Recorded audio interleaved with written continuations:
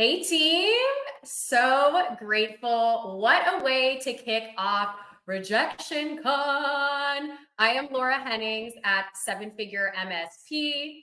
If there is anything you need to know about Seven Figure MSP, it is that we are not boring.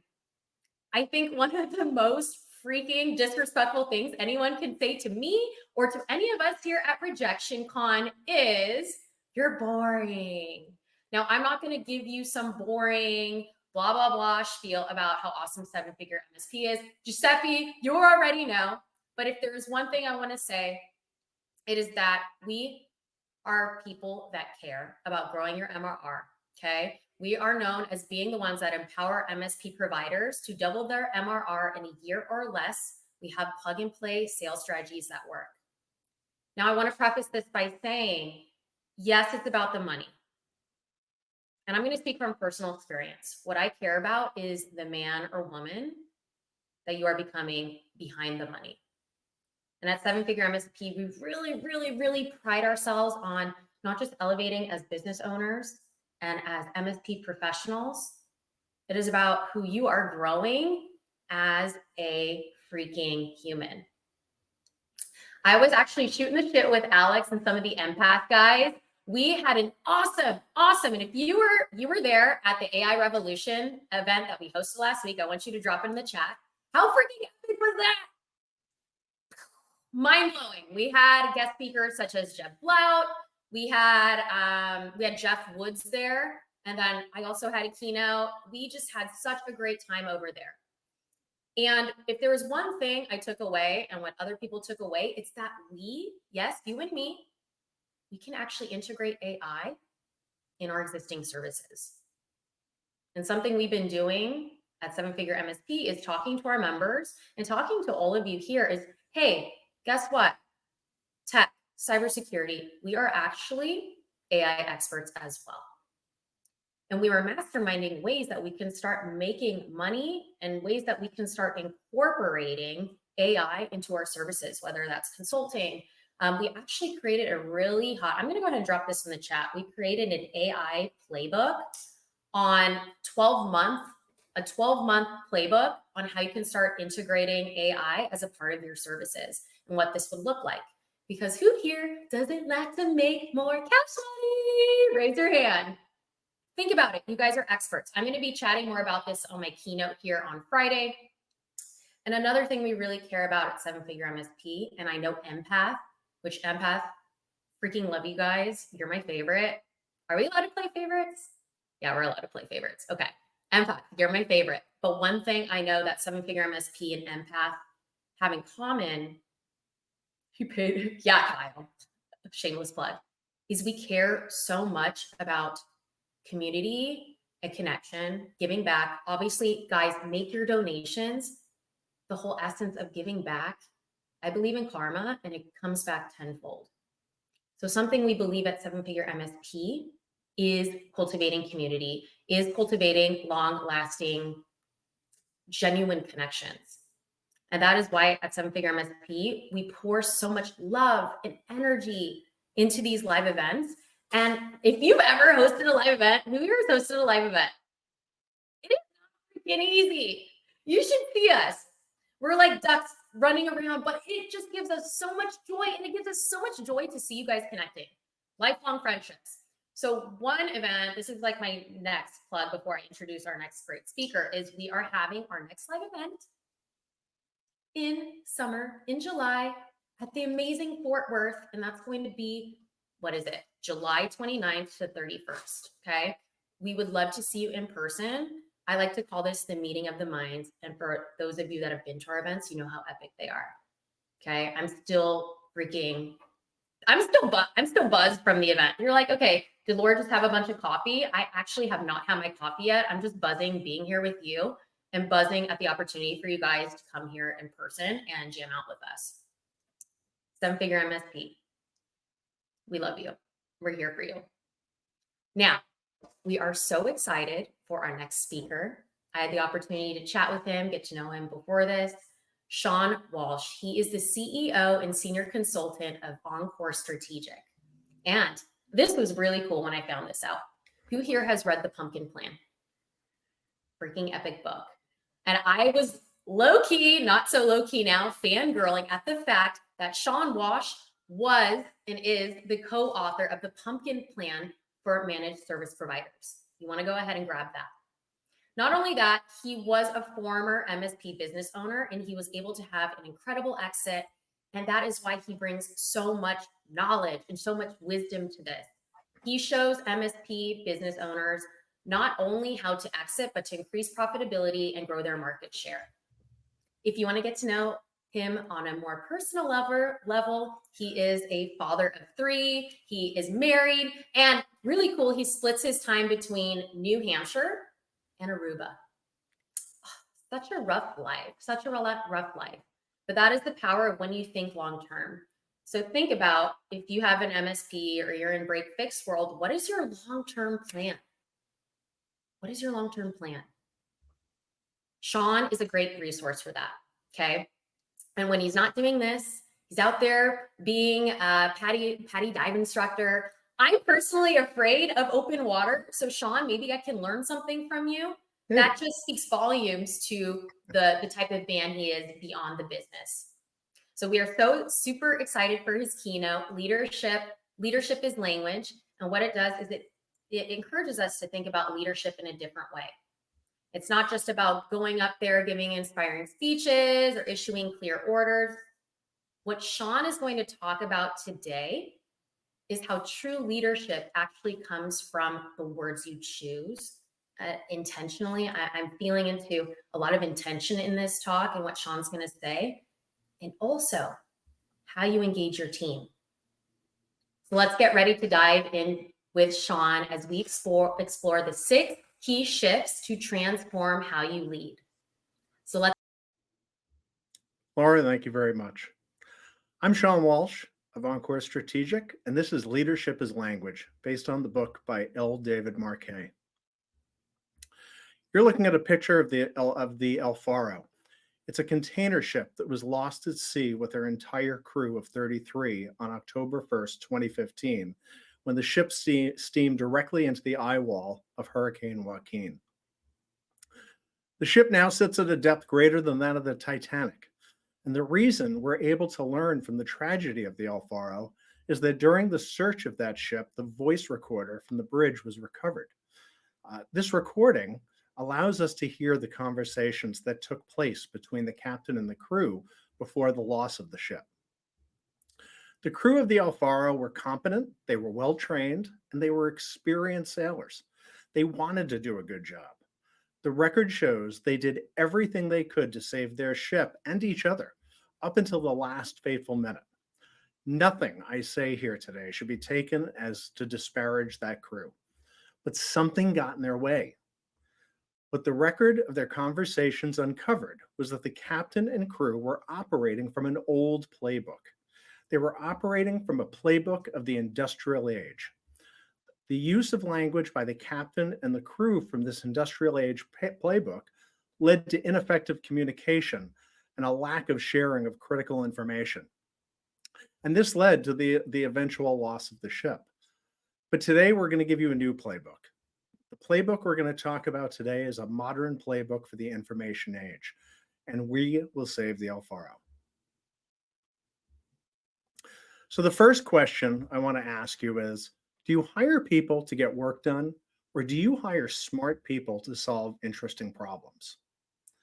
The problem is, we say we hire smart people to solve interesting problems, but then when we hire them, we tell them exactly how to do the job instead of letting them do it. We don't do this intentionally. It's the way we were taught. Most of us were educated in a public school system designed to produce factory workers. Most public schools are designed to reduce variability and independent thinking. We have standardized testing. We're told to follow the rules, color inside the lines. Learning to question the status quo is not on the agenda at most public schools. When many of us got our first jobs, this continued. And we were told, do exactly what we tell you to do and nothing more. Our job was not to think, it was to work. Now, there are two types of work. There is there's doing work and there's thinking work. Red work is doing work. Red work is a constant battle for efficiency to get work done against the clock. It's what we think of when we think of tracking our time and following a process. Our mindset in red work is a prove and perform mindset. Variability is the enemy to red work. We want to follow the process. We want to make sure things are done in a certain order.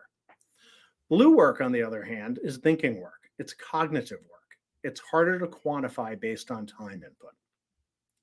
Blue work is about creative input, it's about learning, it's about applying lessons and decision making. Our mindset in blue work is an improve and learn mindset. Variability is an ally to blue work. One isn't better than the other. We need both kinds of work to get the job done. But red work and blue work require two different languages.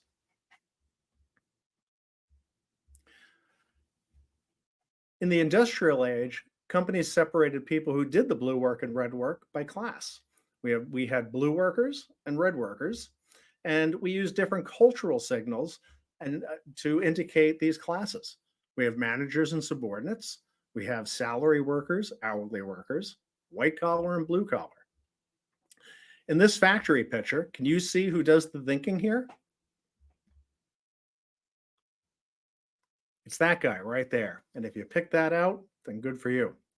But on this factory floor, one person is paid to think and everybody else is paid to do what they're told. That doesn't work in today's organization. But unfortunately, this mindset has trickled down to our typical organizational chart. Near the top of the chart, we have the people who make the decisions, they plan, they strategize, they think about the future. Those at the bottom of the hierarchy, they're expected to implement those decisions that other people make, which sometimes feels like this. What's missing from the typical organizational chart is the customer. And this becomes more relevant when we think about how our customers have changed over the past 20 years. Customers have more access to information and are more demanding and better informed and have more choices and a louder voice than they ever have before in the past. That means that your frontline workers end up getting squeezed between the demands of the leaders and the demands of the customer. The answer to this is that we need to push authority to information and to create leaders at all levels. And the people who are doing the frontline work have the information. We need people who can both decide and do, can think. In our new playbook, we don't have red workers and blue workers anymore. We have red work and we have blue work. But without knowing how we typically communicate in the workplace, our communication is biased toward performing red work because that's the way we were taught. So let's start out by defining what a leader's job is. A leader's job, number one, is to ensure competency. And we do that by having a good hiring process, hiring people for core value fit, for culture fit. The next thing we want to do is we need to provide absolute clarity on the mission, the objectives, and how success will be measured in our organizations. A lot of times people say they've done this, but I can go up to anybody at most companies that I work with and I can ask them, can you tell me exactly how success is measured in your position? And most of the time I get a deer in the headlights look. And finally, you need to make sure that the team has all the resources to perform the job. If your team doesn't have the resources, you're setting them up to fail. And finally, I add a fourth one to this: get the hell out of their way. In a lot of organizations, the owner or the boss is the bottleneck. So our first new play in the first new play for the information playbook is control the clock. This replaces the industrial play of obey the clock. Okay, in the industrial age, we're taught that the clock is the ultimate taskmaster. We want to keep the assembly line moving.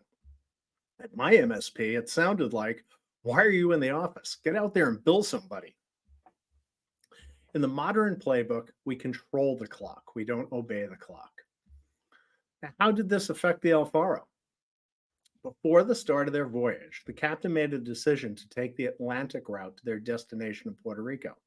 It was the most direct and fastest route because ships don't make money unless they're moving. The choice was probably influenced by the fact that the captain had been called into the headquarters shortly before to justify why he had taken the longer route on a prior trip. So he felt that he needed to prove to corporate that he could stay on schedule. This is what we call a monolithic decision. The captain looked at the choice of a route as one big decision.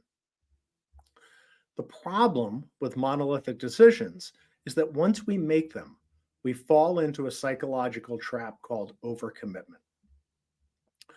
Overcommitment is why when we make a decision, we tend to stick with it and we defend it, even in the event of new information. And that becomes problematic. So, how do we avoid this trap? We control the clock, and we do that using 4 tools. First is we want to make a pause possible. We don't want the clock to have to keep running all the time, and we're trying to keep up with the clock. You need to let your team know that it's not only okay to call a pause, but if they feel that something is going wrong or they have new information, they're required to. After all, going faster only helps if you're going in the right direction, right? In Toyota factories, they have a thing called an andon cord.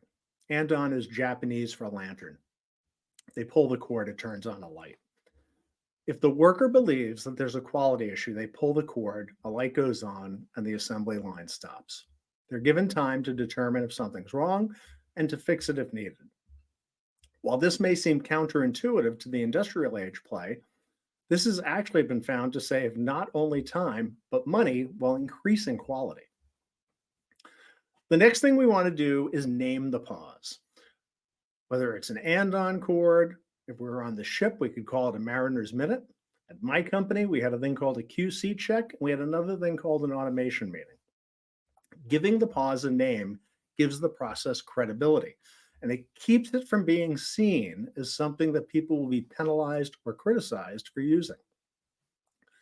The third tool is we need to be able to call the pause. We need to use it, and we need to make sure that the team realizes that they can use this.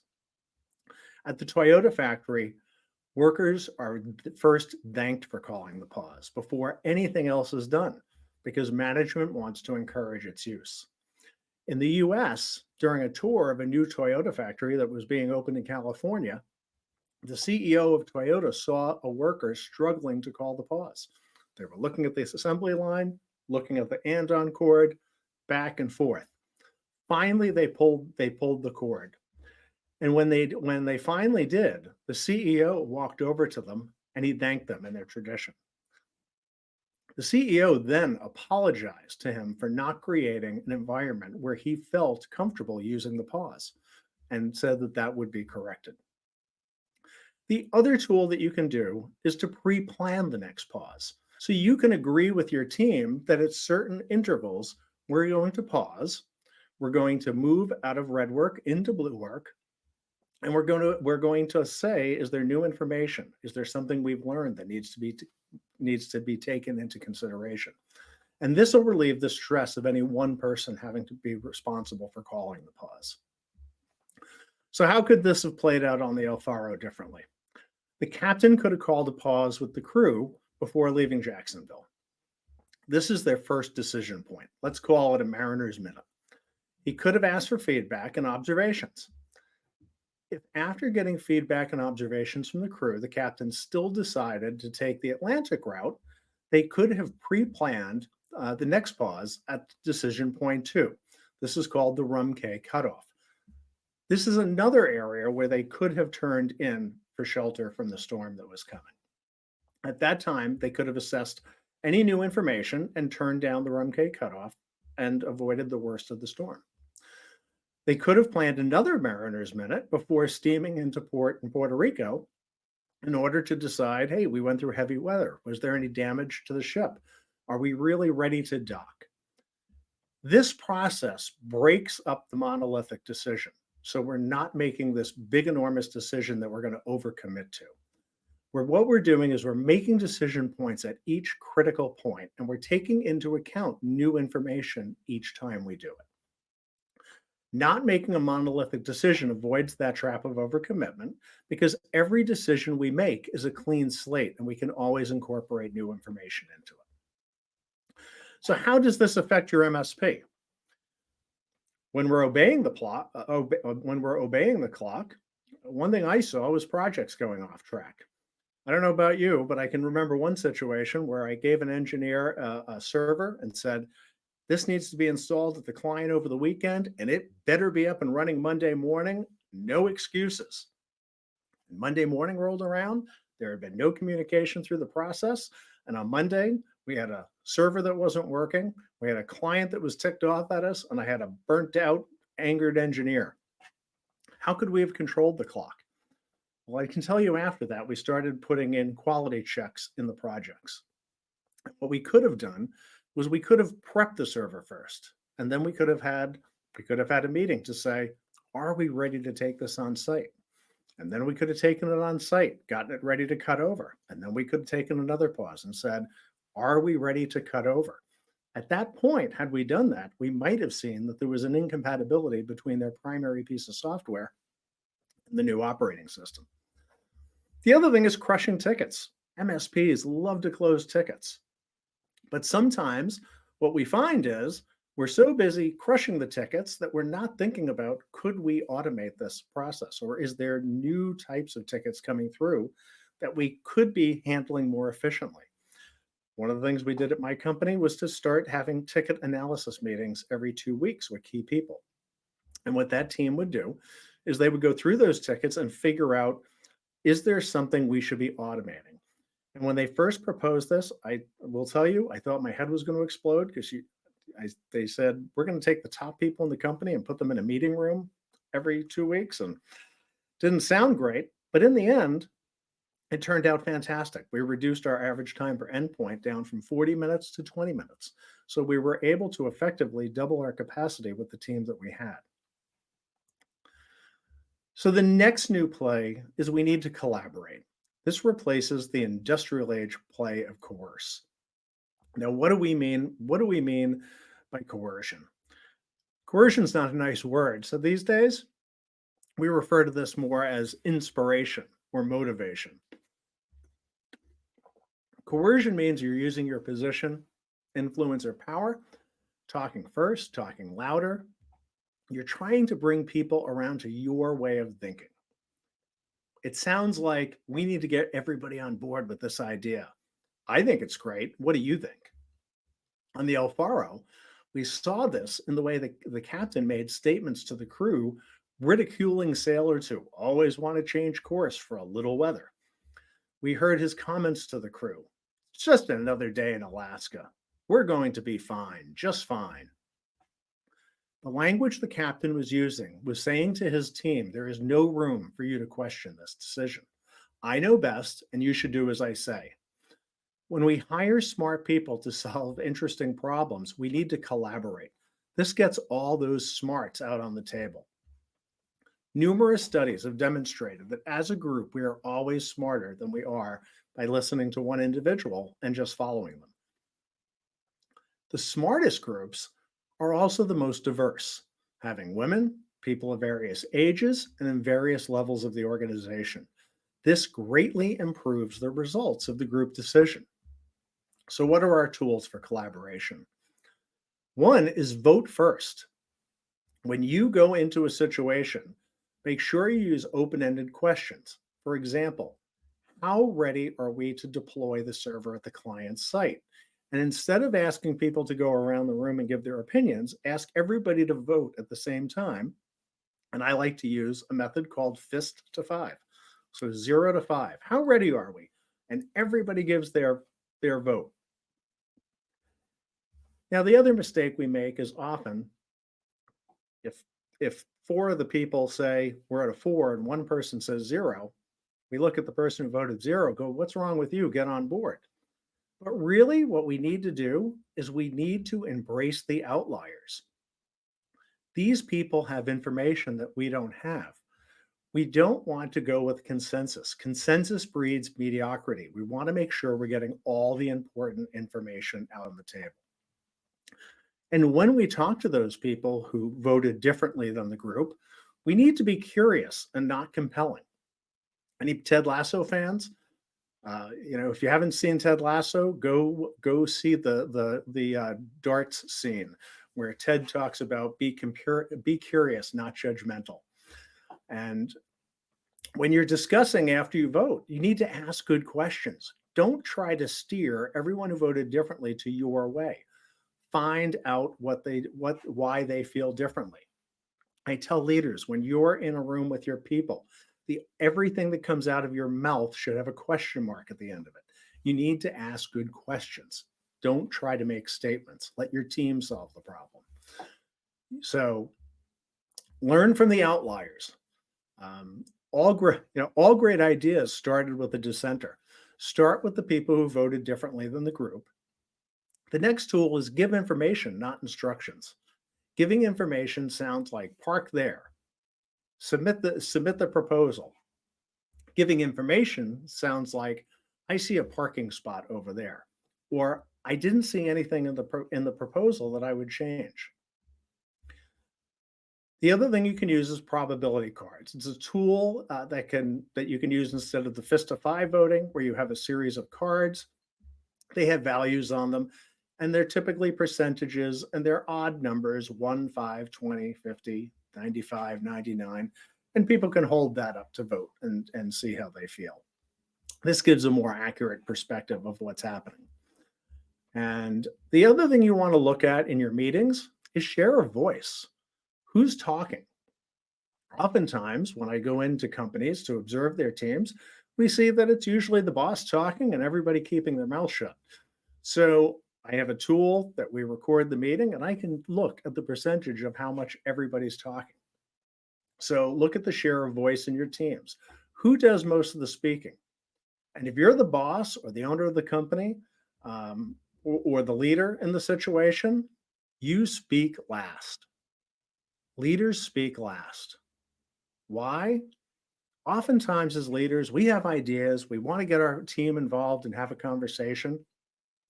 And in the midst of the conversation, we say, hey, I have an idea. We could do it this way. And we think we're adding value to the conversation. In reality, what we're doing and how it's being interpreted is everybody else in the room is going, well, they're the boss. That's the way they want to do it. So my opinion doesn't matter. And you are shutting down the conversation. So leaders speak last. And let me tell you, this was one of the hardest things for me to learn how to do. And in the beginning, it was easy.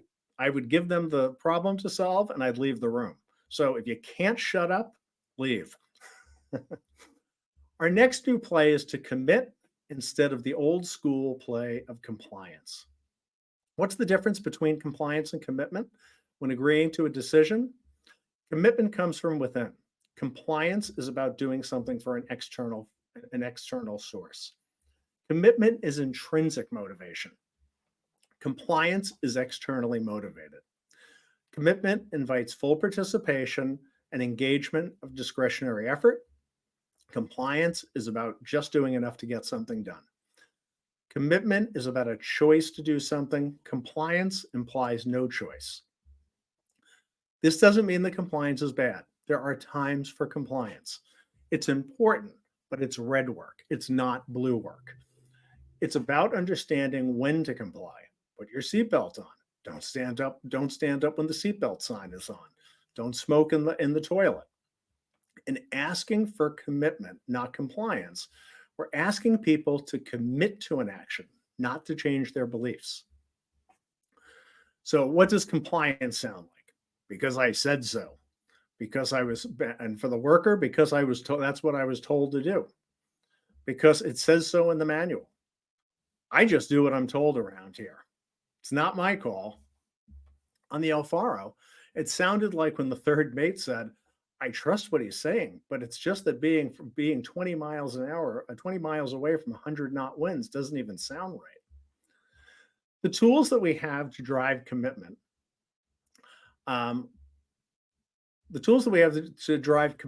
is To commit to learn to doing, commit to learn, not just to doing.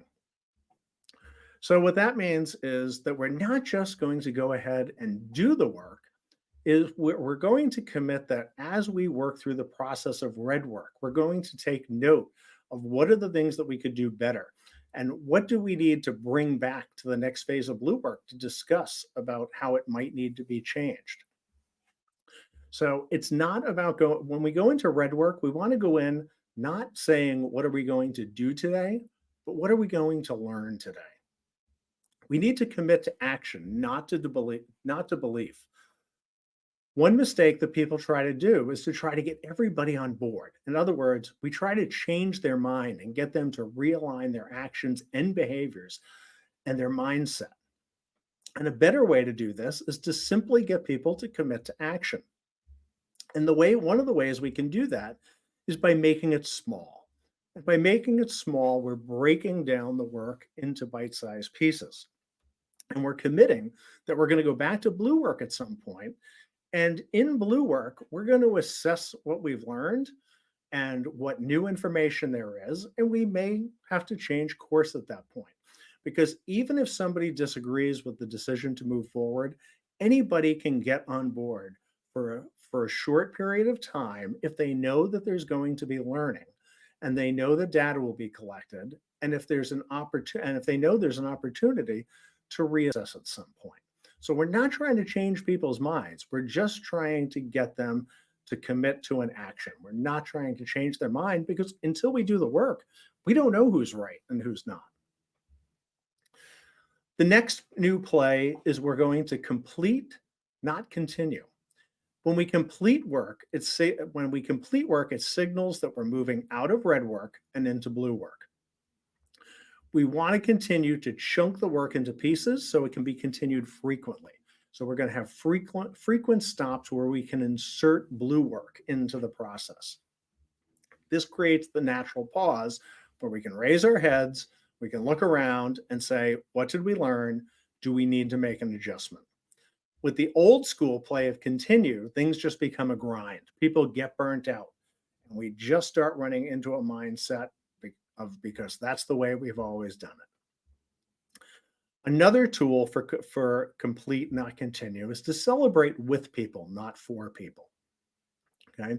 When we take a pause, we need to celebrate the small wins, but we need to celebrate with.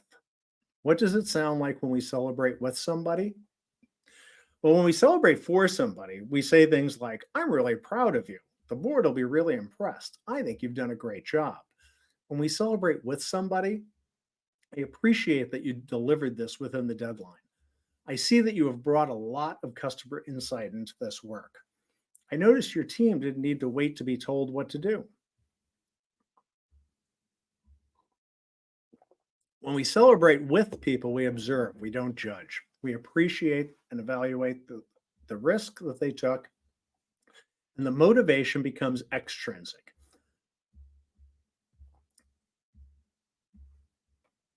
The next thing we want to do is we want to focus on behaviors, not characters. When people are praised for effort and contribution, they're much more likely to grow and take on new challenges than when they're just praised for their characteristics. When we focus on behaviors, you worked really hard on this. You took time to work it out. Calling this pause really helps us work out our best options. When we focus on character, we're saying things like, you're a natural leader. You are just so smart. You always make great decisions. And the next tool is we want to focus on the journey, not the destination. When we focus just on the destination, we're just worried about how we got there and not how we achieve an outcome. This is a vital element to encourage learning.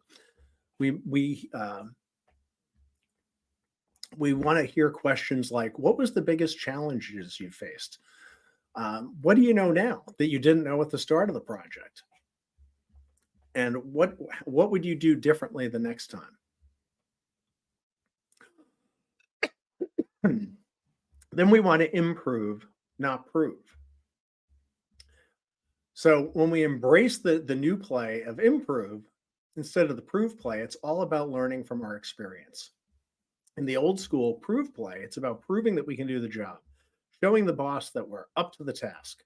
It's all about results. But in the improve play, it becomes not just about results, but what are we learning as we do the work? We want to move forward, not backwards. Instead of looking at somebody and saying, boy, you really screwed that up, you want to ask, what would we do differently next time? What do we want to remember the next time this thing happens? We want to focus outward, not inward. We want to focus on others. Not, I had a really hard time with that, but if someone else had to do this project, what would I want them to know so that they could be even more successful? What could we do better to serve our customer? And we want to focus on process, not people. What improvements can we make to make the process better? We don't fix people. So many times I see leaders who make the mistake of thinking they're going to fix people. But if you're hiring the right people in the first place, you don't have to fix them. But if they have failures, the failure is probably with the process. So that's what we want to focus on. And then we want to achieve excellence, not avoid errors. This is key. Avoiding errors leads to a bias of inaction. Simplest way not to make an error is don't do anything. We're motivated to action when we want to achieve something great. So we want to focus on achieving excellence and not getting caught up in the bias of inaction that comes with just avoiding the mistakes.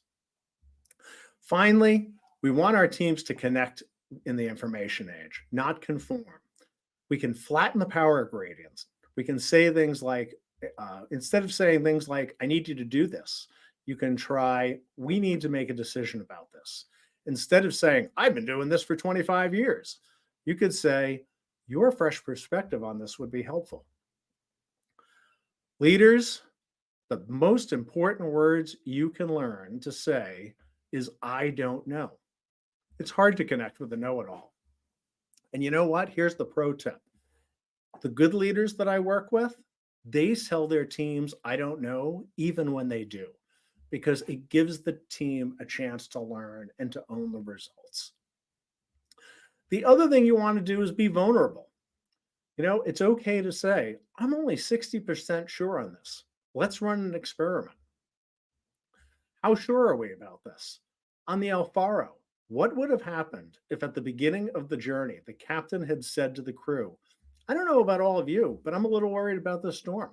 Let's stay alert to changing conditions. We may need to alter our plans. That would have sent a signal to the crew that it was okay to come forward with new information and that the captain was open to changing the plan. And finally, we want to trust first. But let's define what trust is. Trust does not mean that I trust that you're always right. Trust means that I believe that your actions are being guided by what's in the best interest of the organization and the team.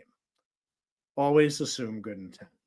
It's okay for people to make mistakes if the decisions were made within the core values of the company, and we can learn from it. And connecting, not conforming, binds all the other pieces of the playbook together. So this is our new playbook. This is how smart teams solve interesting problems. This is how together we don't just avoid mistakes. This is how we achieve excellence in our organizations. What I've talked about today is based on two books, Turn the Ship Around and Leadership as Language, both by David Marquet. I have 10 free Kindle copies to give of Turn the Ship Around to anybody who would like to just reach out to me. No sales pitches, no presentations, just there'll be a QR code on the last slide. Just fill it out and just put in the notes there that you'd like a copy of the free book, and I will email you a code for that.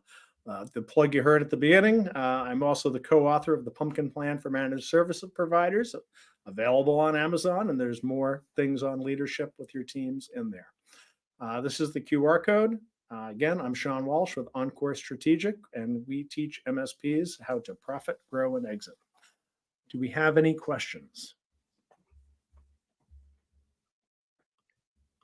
Wow. All I got to say, Sean, as usual, constant professional. That I think we all learned quite a bit. By the Thank way, you. I've read Turn the Ship Around. Fantastic read for those that have not read it, especially when you start getting into more subjective leadership techniques and Absolutely. case studies. Right, a lot of It times it it's was an actionable absolute objective. game Yeah, it was an absolute game changer for my company, and when we implemented the strategies in leadership as language, it was like putting rocket fuel on our team.